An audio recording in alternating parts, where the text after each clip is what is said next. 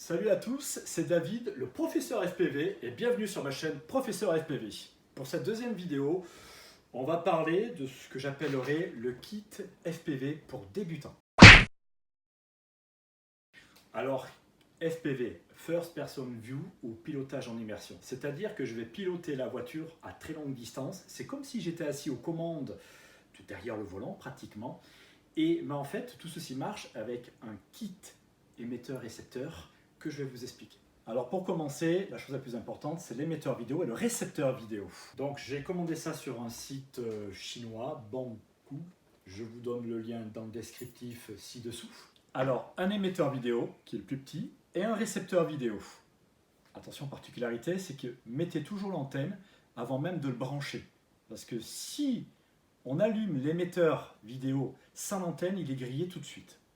Le récepteur vidéo, de taille beaucoup plus imposante et qui restera à côté de moi, où je reçois le signal de la vidéo.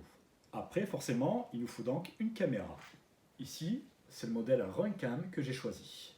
Alors, particularité de cette caméra FPV, c'est qu'elle est vraiment toute petite, elle est vraiment même esthétiquement chouette, avec un petit bouchon qui protège l'objectif. Forcément, le troisième point qui est important, c'est là où on va visualiser la vidéo. Donc si on n'a pas des lunettes, qui coûtent assez cher, on commence avec une petite télévision 12 volts. Là aussi achetée sur le site Banggood. Et la télévision en 12 volts aussi, qui permettra donc de visualiser ce que voit la petite caméra sur le véhicule.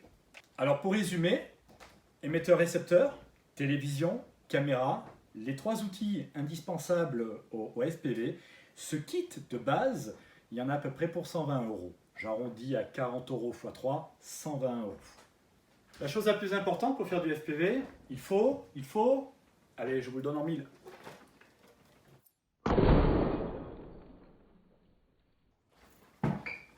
On va mettre ça en place. La caméra va être positionnée à l'avant du véhicule. L'émetteur vidéo va être positionné à l'arrière du véhicule. Donc le fil jaune, le fil du signal, va partir de la caméra et va être relié à l'émetteur vidéo.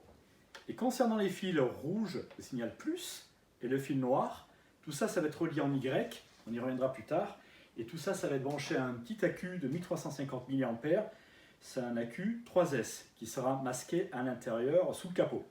On verra les branchements un peu plus tard. Donc ça, c'est la première chose, et forcément, le signal vidéo arrive sur le récepteur vidéo qui sera à côté de moi, lui-même étant branché sur la télévision. Donc on va voir maintenant les détails. Comme je l'ai déjà dit dans la présentation, je n'y connais rien. Je suis débutant, mais je vais me donner tous les moyens de réussir et de faire du Lagrange en FPV.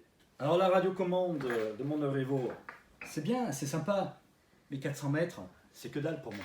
Moi je veux vraiment aller beaucoup plus loin, je veux franchir le 1000 mètres. Alors pas de choix, on oublie ça.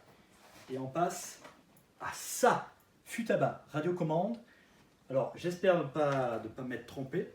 C'est une radiocommande Futaba, c'est la T6K, je ne connais pas. C'est toujours du 2,4 GHz, comme la première radiocommande Traxa Revo. Et le but, c'est donc de dépasser les 1000 mètres. Et on va donc démonter l'émetteur d'origine pour mettre un nouveau qui est dedans. Donc voilà, je vous ai présenté mon kit de base FPV, 3 éléments à peu près 40 € pour 120 €, un kit de débutant à 120 €, en espérant ne pas m'être trompé. Donc aujourd'hui on n'a pas le temps de faire les soudures, ça sera la prochaine vidéo à venir. Donc voilà, j'espère que ça vous aura plu, certainement pas. Petite anecdote, oui, derrière moi il y a plein de cartons de chips, non ça n'a rien à voir, je ne suis pas dans les chips, c'est que je suis en plein déménagement. Voilà, allez, ciao, bye. Les choses deviennent sérieuses. On va attaquer les soudures. Oui, je sors mes lunettes.